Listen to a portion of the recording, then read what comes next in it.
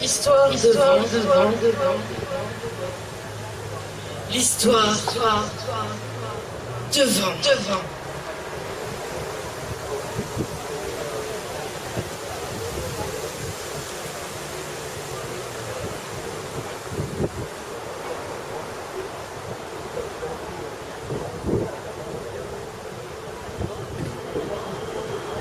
Petit instant,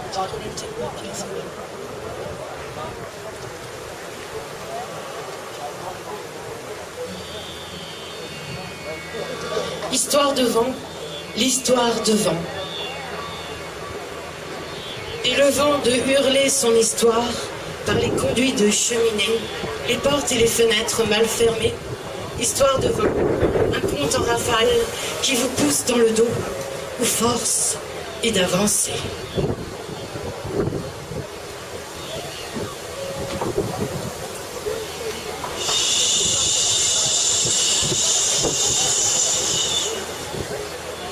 Ce matin-là, un vent violent s'était levé avec le soleil. Un zèf mordant et tumultueux, tout juste bon à décorner les bœufs. Ne criez rien, avaient prédit les anciens. Ce mangeur de foin retombera dans 3, 6 ou 9 jours. Que nenni, ce diable de vent ne retomba pas de sitôt.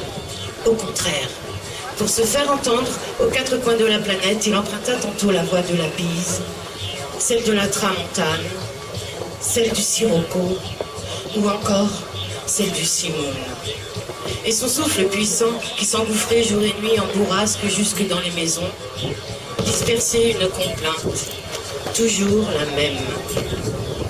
Qui sème le vent, récolte la tempête.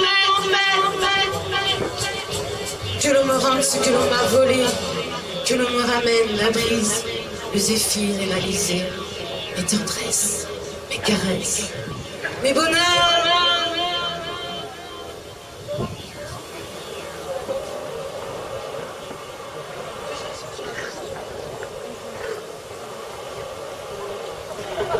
Les dirigeants de tous les pays du monde, ainsi que la population, fut au courant de la requête du vent.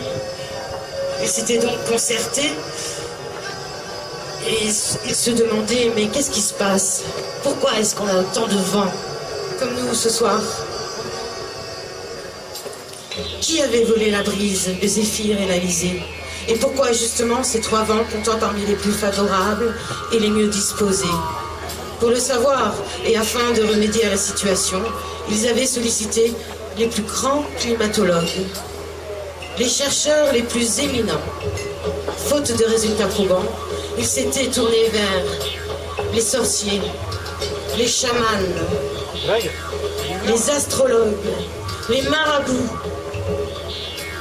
Rien, hélas, ni personne ne fut capable de calmer la colère du vent. Car le vent de continuer à persifler entre deux cyclones, de typhons, de tornades, de tourmentes, de coups de blizzard et de Trafalgar. Qui sème le vent, récolte la tempête, que l'on me rende ce que l'on m'a volé, que l'on me ramène la brise, les zéphyrs et l'alizé, mes légèretés et mes douceurs, mes tendresses, mes caresses, mes bonheurs, De ce jour, les hommes assistèrent au ravage systématique de leur récolte, aux éboulements de leurs maisons, au naufrage de leurs plus grands chaluts, de leurs plus puissants mirages.